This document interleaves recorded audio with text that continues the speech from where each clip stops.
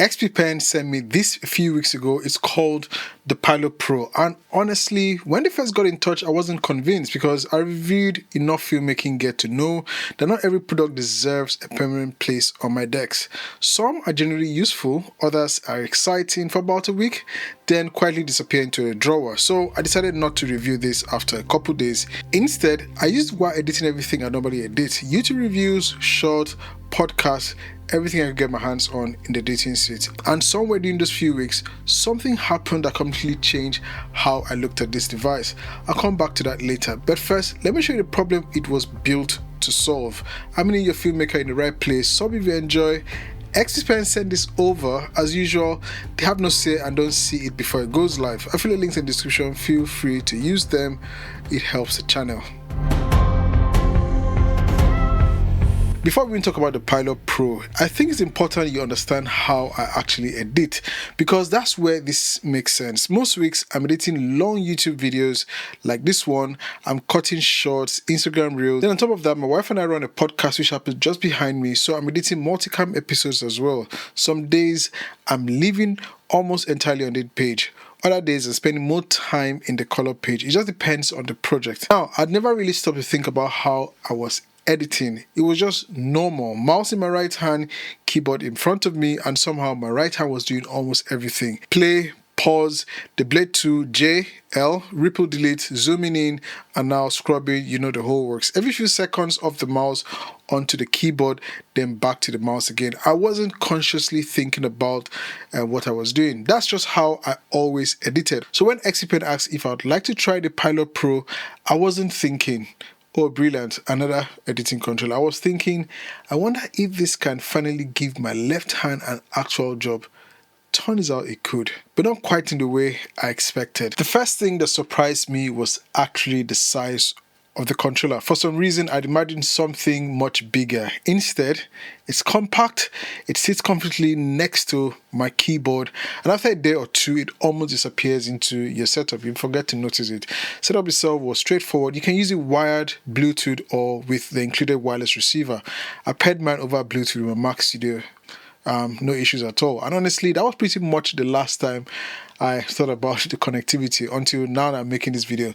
No random disconnects, no pairing issues, no reconnecting every morning. It just works. In fact, once you boot up your system or you had it on sleep wake up, it just connects without any stress. Battery life has been equally uneventful, and I mean that as a compliment. I've only charged it twice since it arrived, once out of the box and once after a few weeks. And here's one piece of advice I'll give anyone buying one of these: don't sit there trying to create the perfect layout on day one, because you don't actually know what your perfect layout looks like yet. I certainly didn't at the first time, so I mapped the shortcuts I use all the time: blade, play, ripple, delete, undo, redo, and I started editing. So if you go to, let's say, button, you see I've mapped button 1 to Command V to copy, button 2 to Command C, which is on the left side, left front side.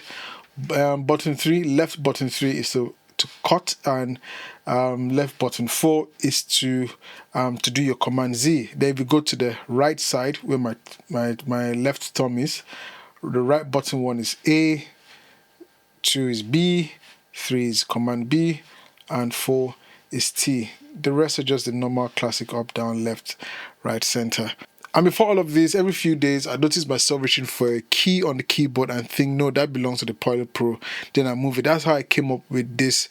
So this is where this controller ends its place. If I go to the joystick, for example, I'll click joystick, and you can see what I have it set to. The buttons down here where you have the knob. If I go here, it is to shift forward, and if I rotate the other way, rotate left, is to shift left. And the small knob at the top, so if I rotate this here, this knob right here, let me go to knob, that is to zoom out, and if I rotate right, is to zoom in. So we're now in the edit page, and this is where this controller starts making a lot of sense to me. So if I rotate the bottom knob, let me make sure I'm here, you can see I'm scrubbing on the timeline, and if I want to zoom in, I would use the knob right there, and if I rotate, you can see I think I should give you guys an overhead view of this setup. 1 second. For me, I've got my A on that button, and if I want to switch the blade to, that's blade, and then command blade to cut through. So you can see I just cut through the timeline. And if I want to undo, I'll undo by pressing there. You see it's undone. Blade again, click there to undo. If I wanted to go frame by frame, I can use the cross button to go back frame by frame. That's to the right, and this is up by 10. I think it's by 10. I think it's jump. No, this is jumping between the clips. So that helps me go quicker. So that's basically it for how I use the controller in my edit timeline. And that's nothing complicated, just shortcuts I use hundreds of times every week. Then there's the multicam editing. And if you've done multicam, you know how long or how complicated it can get you to be switching between 1, 2, 3, 4 on your keyboard. And I have that set to different themes. So if I go to the Pilot Pro controller and I go to theme 2, I can now be in multicam edit. I have my button 1 set to 1, 2, 3, 4. And if I were to quickly show you guys, I'll have to go to one of my multicam edit. I've only mapped up to 4, but if I wanted to make cuts to this one called Kunle 1 and I was there, I'll mute the volume so it doesn't bleed in through, and I'll play, and I can go, and you can see the cut 3, 4, and you can see the cuts happening there, just to show you guys, and I'll stop. Alright, so to undo the cuts I just made, I'll switch back to my theme 1 and then I'll press there to undo, and I've undone everything. So having those controls under my left hand just feels natural. What surprised me wasn't that editing suddenly became faster, it wasn't some overnight transformation. What changed was the rhythm. My right hand stayed on the mouse, my left hand handled everything else. Instead of constantly traveling back and forth across the decks, each hand had its own job. And after a while, I stopped thinking about the Pilot Pro altogether. I was just editing.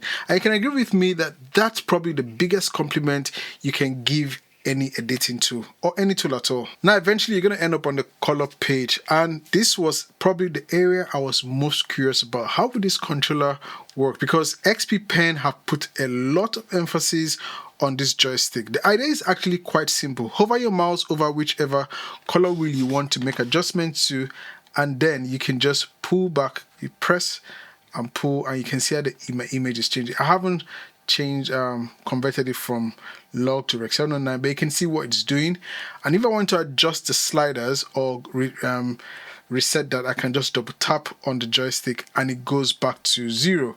And if I want to adjust the sliders, I'll go to like exposure. I'll hover my mouse over the exposure wheel, and if I rotate right, it's changing the overall exposure. If I go left, if I double tap, it resets everything. Over here, the angle, I can do that as well. Double tap to reset. Now I want to give XP Pen its flowers. There's something I noticed and I reached out to them about. So what I noticed was that in my color page, when I have the scopes this way and I'm making my adjustments, yeah, the adjustments would function, it will work properly. But when I'll double tap here, but when I undo or unhook the scopes from the main DaVinci Resolve software, it wouldn't recognize. I couldn't make an adjustment, and I've noticed after updating the firmware, I can now make those adjustments with the scopes floating around, the scopes window floating around. I'll double tap again to reset, and this is why I'm giving XP Pen its flowers, because I spoke to them. I wrote an email to them that, look, this is not working when I am on hook or have the scopes floating. They said they'll look into it. They'll notify the engineers. They even asked me to send a video of the issue, but I forgot. I was so busy. And I noticed it was a firmware update before recording the video. Did the firmware update, and this is working. I can make my adjustments with the scope floating around, which is good if you have multiple monitors and you want to have your scope in a different window. You can just have your scopes there and make your adjustments. So kudos to XP Pen. Okay, there are a few things about this device, the Pilot Pro, that genuinely surprised me. The first was how quickly it disappeared into my workflow, and I mean that in the best possible way. After a few days, I stopped thinking about where the buttons were. I wasn't looking down at it. I wasn't trying to remember shortcuts. My left hand just knew where to go. It became muscle memory, and that's not something I expected to happen so quickly with this device.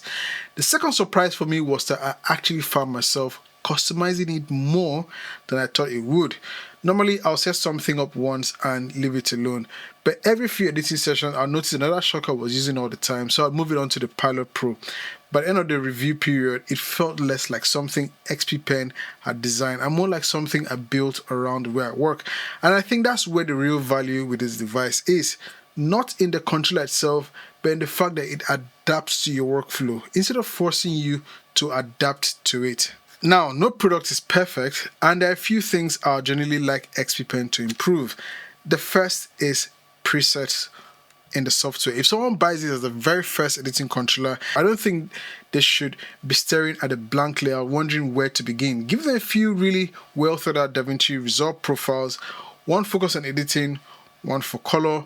Maybe as you switch pages in DaVinci Resolve, the themes change, so you can quickly, oh, you're in the color page, you know that this is how it's going to function in the color page, and if you're edit page, you know this is how it's going to function, or this is how the buttons are mapped in the editing page. Let the app be able to sense those changes instead of you having to manually change. That way, they can get straight to work and customize things as they become more comfortable. Secondly, I'd like a little more control over the joystick sensitivity. It's already very good, but giving our users the option to fine-tune how responsive this joystick is would make it much easier to dial in, especially for color work. And finally, I was thinking more buttons, but I think there's already enough buttons on the device. I actually ran out of buttons, but I think, and maybe that's because I like the device so much, but I think I would say there's enough buttons on this device. And strangely enough, I think that's one of the biggest compliments I can give it, because it means I want to keep relying on it. So who is this device actually for? So if you're like me editing DaVinci Resolve every week, some people do it in Adobe Premiere Pro. My choice is DaVinci Resolve.